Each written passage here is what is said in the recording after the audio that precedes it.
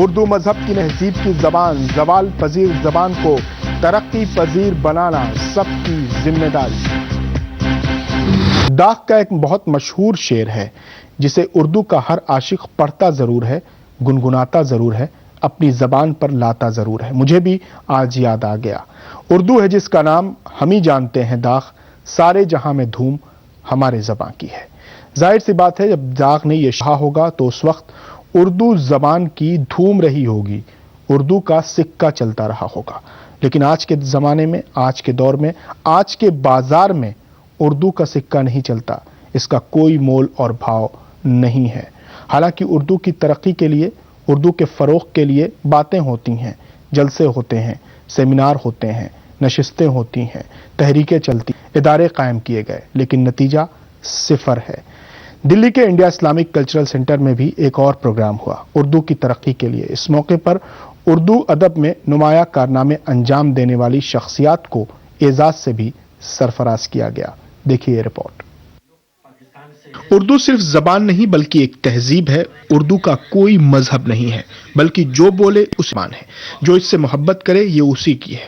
مذہب کی کوئی قید نہیں، لیکن اردو کو خاص مذہب سے جوڑ کر اسے مٹانے کی سازش کی گئی۔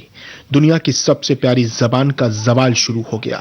اس کی ترقی کے لیے تنظیمیں بنیں، ادارے قائم ہوئے، تحریکیں چلیں، جلسے ہوئے، سیمینار ہوئے، سمپوزیم ہوتے ہیں اور نشستیں منعقد ہوتی ہیں، لیکن نتیجہ کیا نکلتا ہے یہ آپ کے سامنے۔ دلی کے انڈیا اسلامک کلچرل سینٹر میں صوفیہ ایجوکیشن اینڈ ویلفیئر سوسائٹی اور قومی کونسل برائے فروغ اردو زبان کے اشتراک میں ایک پروگرام کا انعقاد کیا گیا۔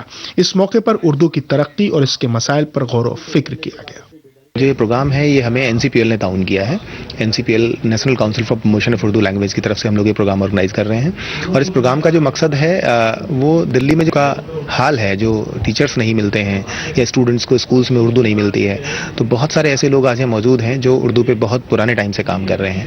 تو ہماری کوشش یہ ہے کہ آج اس پروگرام کے ذریعے اور وہ ایک رپورٹ بنا کر کے، جتنے ہمارے جو آج گیسٹ اسپیکرز آئے ہیں ان کے ذریعے ہم ایک رپورٹ بنا کر کے سرکار کو سبمٹ کریں گے اور اس کے بعد اس کا فالو اپس لیں گے۔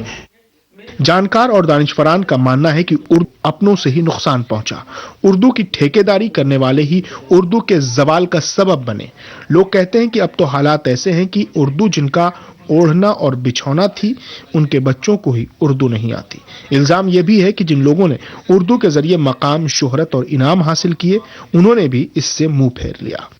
دلی میں اردو کی صورتحال کے موضوع پر آج کا سیمینار بہت اہم موضوع ہے، اور میں سمجھتا ہوں کہ آج کے سیمینار سے فائدہ ہی نہیں بلکہ بہت فائدہ ہوگا، اور یہ رپورٹ اردو اکیڈمی کے ذریعے اور ڈائریکٹ جب وزیر اعلیٰ تک پہنچے گی وہ اس پر غور کریں گے، اور اردو اکیڈمی کے وائس چیئرمین ہمارے وزیر اعلیٰ ہیں، وائس چیئرمین میں ہوں، وہ وزیر اعلیٰ چیئرمین ہیں، تو میں کوشش کروں گا کہ رپورٹ لے کے میں خود بھی جاؤں، اور ہمیں امید ہے کہ اروند کیجریوال سے بات سنیں گے، ان میں کام کرنے کا جذبہ ہے اور ہم کامیاب ہوں گے، اور آج کے سیمینار سے جو بہتر فائدہ ہو سکے گا انشاءاللہ وہ ہم اٹھانے کی کوشش۔